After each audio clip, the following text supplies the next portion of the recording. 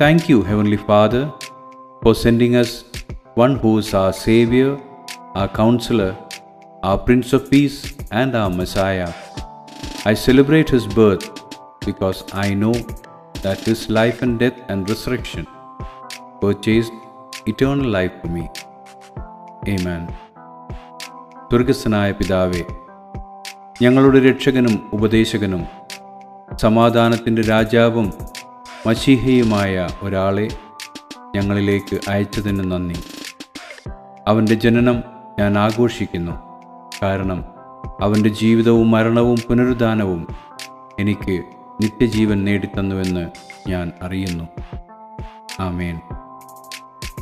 Proverbs 19:17. Whoever is kind to the poor lends to the Lord, and He will reward them for what they have done. സദൃശ്യവാക്യങ്ങൾ 19:17. എളിയവനോട് കൃപ കാട്ടുന്നവൻ യഹോവയ്ക്ക് വായ്പ കൊടുക്കുന്നു, അവൻ ചെയ്ത നന്മയ്ക്ക് അവൻ പകരം കൊടുക്കും.